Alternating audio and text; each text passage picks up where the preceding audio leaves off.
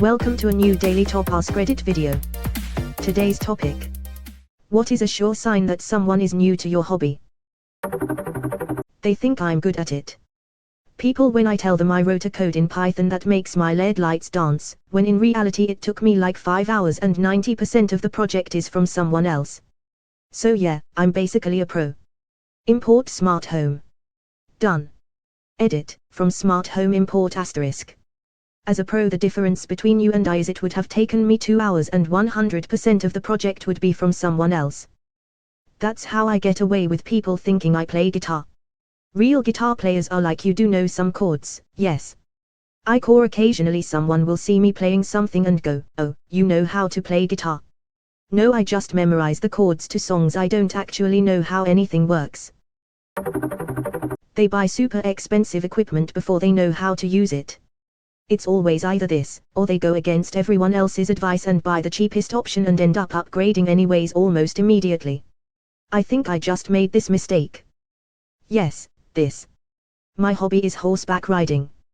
People will buy all kinds of gear, including the living, breathing, £1,100 animal, without having a damn clue as to how to use it and / or care for it. What's the starter way to get into this hobby? Rent a horse. Hiking. New hikers do one of two things. They either load themselves down with 100 pounds of gear they will never use, or they think they can survive a week-long hike with nothing but a granola bar and a Walmart pocket knife. Related story. I was fortunate enough to get a permit and hike Mount Whitney this spring. There was still snow on the trail past 10 Kelvin feet elevation, so microspikes / crampons / sturdy trekking poles were needed. On my descent around 9 Kelvin feet, a couple approached me, who were going up, and asked about the conditions. They were equipped with trail runners and a bottle of water each, no other gear. The wife was clearly upset about how difficult the hike had been thus far and was almost out of water. I felt bad but told them how difficult it was ahead, and without food / water / anything to help in the snow they should just turn around now instead of getting into serious trouble. They started to argue with each other about being unprepared, so I just scooted on down. Edit for context, Mount Whitney is a 22-mile round trip, 6,000-foot elevation gain, usually done in 2 days. It's the highest point in California and also the highest point of the contiguous 48 states, sitting at 14,505 foot. Definitely not a casual Sunday walk. Trail runners and a water bottle either means they know exactly what they are doing or no clue what they are getting into. Had a similar event happen in the Teton backcountry. Everything still covered in multiple feet of snow, and this guy in jeans and tennis shoes carrying a Jarsport school backpack asks if he can follow us up and over Paintbrush Divide. Told him no, that we don't know him and are not going to make any effort to rescue him when he gets in trouble from being completely unprepared. I'll add, camping people bring next to nothing gear-wise and think they hate camping. Of course you do. You're uncomfortable and didn't bring things to do. You don't win anything by doing everything bare bones. Yeah, people will go camping for a week and bring a bunch of shit to survive an apocalypse but don't do anything for comfort. Meanwhile, my ass vacuum seals a goddamn body pillow and comforter, a solar charger for my Kindle, and, one time, a coloring book and markers. I always try to get people new to camping to realize it's just advanced sleeping, you aren't starting a new civilization from scratch. Went winter camping with some buddies last year. Me, hey, forecast says 30 overnight, you guys have 20 or lower rated bags, right? Guy 1, I have a 32 bag, that'll be fine. Guy 2, I think mine's a 40, but I'll bring an extra blanket.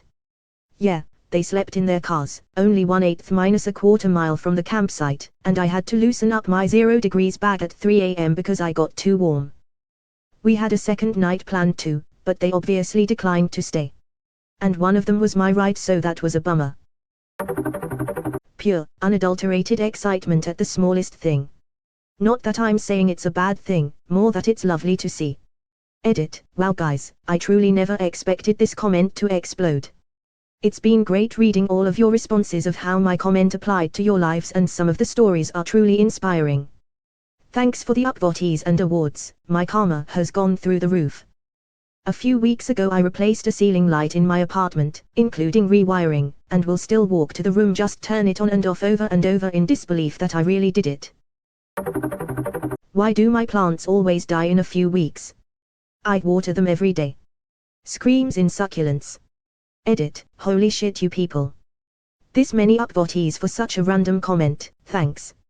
Equals, and for the awards as well, made my day. His Majesty my succulents look off today, let me Google what it could be so I can fix it. Browning leaves could be a sign of underwatering, but it's also a sign of overwatering. Don't water your succulents too much unless it's drying out, then water it but not too much or else you overwater it. Succulents need a lot of light, but be careful of too much light because some succulents might burn. Okay, I gotta confess. I killed 2 cactuses. The first one, I watered it every week and it started to rot from the inside. The second one dried to death. I had to let it out. Everybody told me not to give mine too much water, so I didn't.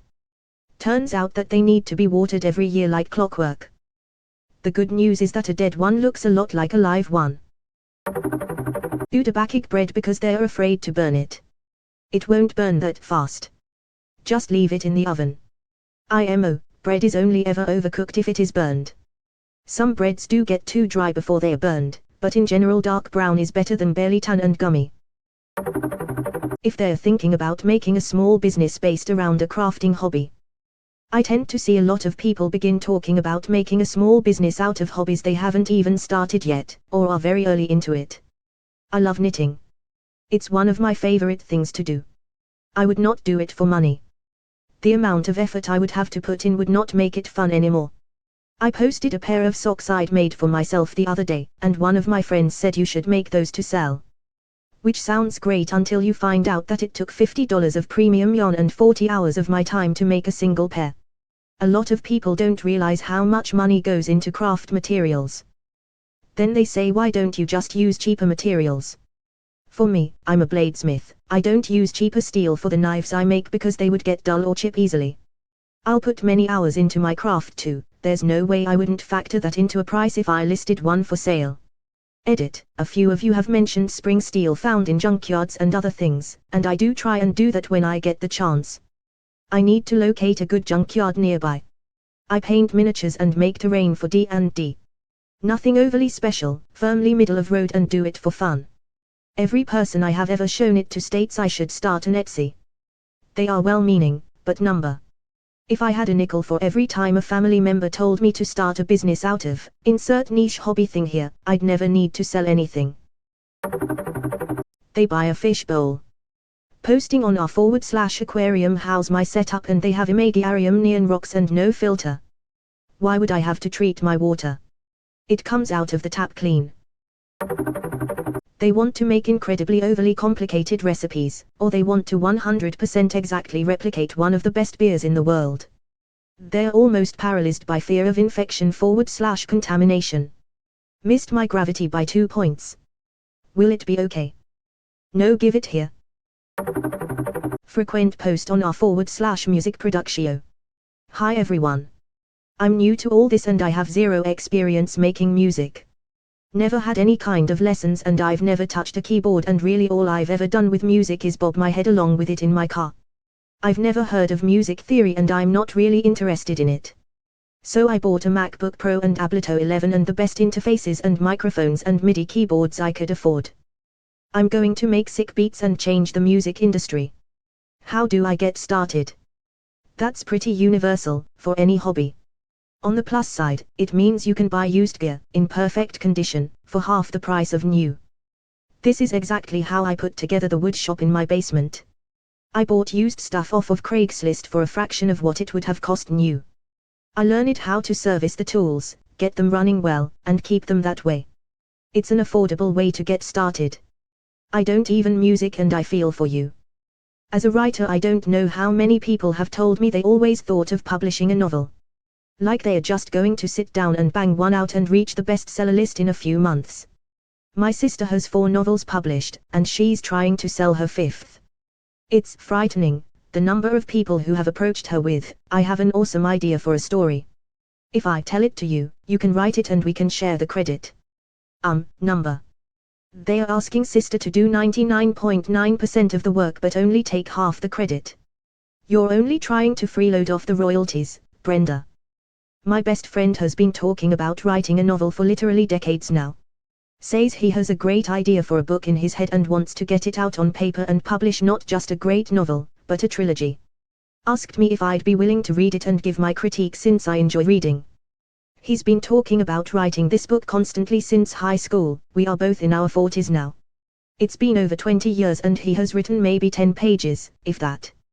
Jesus, am I sick of hearing about the great book he wants to write.